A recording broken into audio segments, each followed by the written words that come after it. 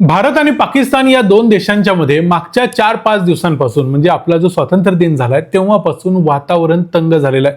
हे होण्याची वेगवेगळी अनेक कारणं आहेत। त्यात एक महत्त्वाची गोष्ट झाली म्हणजे डिस्कव्हरीने एक डॉक्युमेंटरी रिलीज केलेली होती ऑपरेशन सिंदूरवरती। ती डॉक्युमेंटरी बघून पाकिस्तानमधल्या अनेकांना खूपच काय गोष्टींची आठवण आली आणि त्यामुळे पाकिस्तानला त्रास झाला। त्यानंतर आणखी एक गोष्ट झाली ती म्हणजे सर्जिओ गोर जे अमेरिकेचे राजदूत आहेत भारतातले, ते म्हणाले की काश्मीर हा अतिशय महत्त्वाचा भारताचा भाग आहे आणि त्यामुळे देखील पाकिस्तानला खूप काही त्या गोष्टींचा त्रास झाला। आणखी एक गोष्ट घडली ती म्हणजे पाकिस्ताननं 2-3 दिवसांच्या पूर्वी म्हणजे सोमवारी भारताच्या इस्लामाबाद मधल्या दूतावासावरती एक ऍक्शन घेतलेली होती। तिथले काही बॅरिकेड्स काढलेले होते। त्याचं उत्तर भारतानं पाकिस्तानपेक्षा डबल पद्धतीने दिले आणि असं दिलंय की पाकिस्तानला ते आता लाज वाटायला लावेल। ज्यामध्ये भारतानं डायरेक्ट बुलडोजर लावलाय पाकिस्तानच्या हाय कमिशनच्या बाहेर जे काय त्यांनी करून ठेवलं होतं त्या सगळ्याला। त्यामुळे एक गोष्ट पाकिस्तानला लक्षात आली आहे की पाकिस्तान काहीही करायला गेला तर भारत त्याचं डबल आणि त्याच्याविषयी जबरदस्त असं उत्तर देतोय आणि हीच गोष्टीमुळे आता वातावरण तंग व्हायला लागलं। आता याचा परिणाम काय होईल लगेच सांगता येत नाही, पण मुद्दा असा आहे की नेमकं काय घडलंय आणि काय चालू आहे ते समजून घेऊया आजच्या या व्हिडिओमध्ये। मी आहे रणजित यादव आणि तुम्ही पाहताय द मराठी बाणा।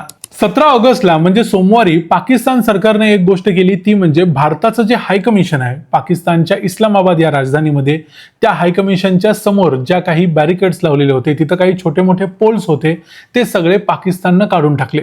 आता अशा प्रकारची कारवाई करायची खरं तर काही गरज नसते। हाय कमिशन हे जनरली प्रत्येक देशाचं दुसऱ्या देशांच्या मध्ये असतं, आपण त्याला एम्बॅसी असं म्हणतो। आणि हाय कमिशन त्यावेळेला म्हटलं जातं जेव्हा राष्ट्रकुल देश असतात, जे राष्ट्रकुल देश आहेत त्यांची जर एम्बॅसी एकमेकांच्या देशात असेल तर त्याला हाय कमिशन म्हणतात। आणि हाय कमिशन हे जनरली अशा एरियामध्ये असतं ज्या एरियामध्ये या गोष्टींची काळजी करायची गरज नसते की तिथं ट्रॅफिक जाम होईल किंवा काय होईल। जनरली ते भारतात जसं दिल्लीमध्ये चाणक्यपुरी एरियामध्ये आहे। त्यामुळं तिथलं जे हाय कमिशन होतं त्याच्या बाहेरचा जो छोटा मोठा भाग होता तो पाकिस्ताननं एन्क्रोचमेंट अतिक्रमण म्हणून काढून टाकला आणि या गोष्टीचा परिणाम बरोबर 3 दिवसांनी भारतात दिसला। भारतात बुधवारी पाकिस्तानचं हाय कमिशन आहे दिल्लीमधल्या चाणक्यपुरीमध्ये। या ठिकाणी भारतानं डायरेक्ट त्यांचे जे बॅरिकेड्स होते, बॅरिकेड्सच्या शिवाय पोल्स, काही बोलार्ड्स असतात जे ट्रॅफिकला किंवा गाड्या अडवण्यासाठी केलेले असतात, ते हे सगळं काढून टाकलं। पाकिस्ताननं पाकिस्तानी लोकांना उभं राहिला। जनरली हाय कमिशन मध्ये लोक कशासाठी येतात तर व्हिसाचे, पासपोर्टचे जे काही प्रॉब्लेम्स असतात त्याच्यासाठी येतात आणि त्या देशातले लोक येतात। पण पाकिस्ताननं तिथे छप्पर वगैरे घालून सोय केलेली होती। मग भारतानं याचं उत्तर देताना सरळ जे अतिक्रमण होतं ते सगळं काढून टाकलं। भारतात सध्या बुलडोजर ऍक्शन मोठ्या प्रमाणावर चालू असते, त्यामुळे बुलडोजर भरपूर आहे। त्यामुळे भारताने एक बुलडोजर पाकिस्तानच्या हाय कमिशनला देखील लावला आणि तिथलं सगळं काही अतिक्रमण होतं ते काढून टाकलं।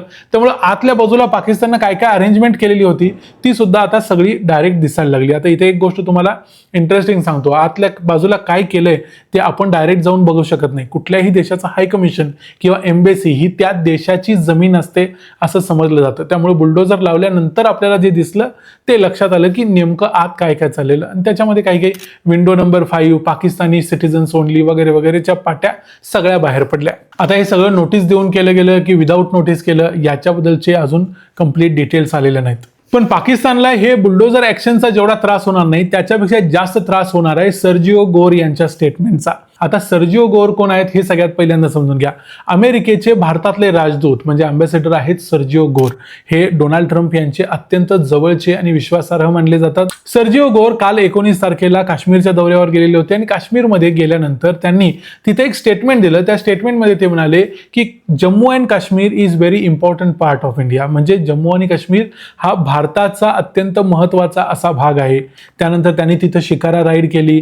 त्यानंतर ते असंही म्हणाले की जम्मू आणि काश्मीर बद्दल ज्या काही ट्रॅव्हल ॲडवायझरी अमेरिकन लोकांसाठी आम्ही लावलेल्या आहेत त्या काढण्याचा आम्ही विचार करू। जम्मू आणि काश्मीर सेफ आहे, ओमर अब्दुल्लांनी चांगलं काम केले वगैरे। आता यातलं पाकिस्तानला सगळ्यात मोठी अडचण झाली की जम्मू आणि काश्मीर हा भारताचा अत्यंत महत्त्वाचा भाग आहे या स्टेटमेंटची, कारण अमेरिका ऑफिशियली म्हणतोय ही गोष्ट असं म्हणत नाही। अमेरिका म्हणतोय की जम्मू आणि काश्मीर हा एक विवादित भूभाग आहे आणि तो कुठल्याही देशाचा नाही, तो दोघांनी मिळून सोडवला पाहिजे असं अमेरिकेची ऑफिशियल पोझिशन आहे।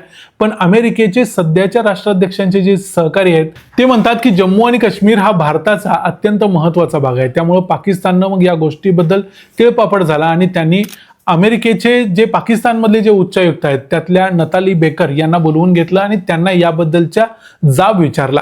पाकिस्तानला या गोष्टीचा राग येण्याचं आणखी एक महत्त्वाचं कारण हे देखील आहे की जे सर्जिओ अगोर आहेत ते फक्त भारताचे राजदूत नाहीत, तर त्याच वेळेला ते आणखी एका महत्त्वाच्या पदावर आहेत, ते म्हणजे special envoy to South and Central Asia, म्हणजे दक्षिण आणि मध्य आशिया खंडाचे ते स्पेशल एन्वॉय म्हणजे विशेष राजदूत त्यासाठीचे देखील आहेत. म्हणजे त्यांच्याकडे एक प्रकारे हा संपूर्ण चार्ज अमेरिकेने दिलाय आणि इतक्या महत्त्वाच्या संपूर्ण भागाचा चार्ज असलेला माणूस जर काश्मीरला भारताचा भाग म्हणत असेल तर तो पाकिस्तानला एक मोठा झटका असणार आहे, हे पाकिस्तान जाणतोय आणि म्हणूनच त्यांचा तिळपापड झालाय. जसं या सगळ्या गोष्टींचा पाकिस्तानला त्रास झालाय, त्यामध्ये आणखी एका गोष्टीची भर पडली, म्हणजे 15 ऑगस्टला ऑपरेशन सिंदूरवरची एक डॉक्युमेंटरी डिस्कव्हरीने रिलीज केली.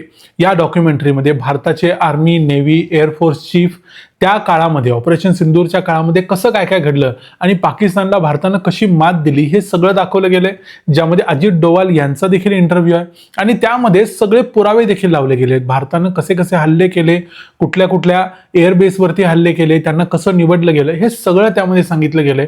आणि त्यामुळं पाकिस्तानला असं झालं की जे युद्ध पाकिस्ताननं जिंकलं असं डिक्लेअर केलंय आणि युद्ध जिंकलं म्हणून हरलेल्या युद्धामध्ये जो आर्मी चीफ होता त्याला फील्ड मार्शलचा किताब देखील देऊन टाकलाय.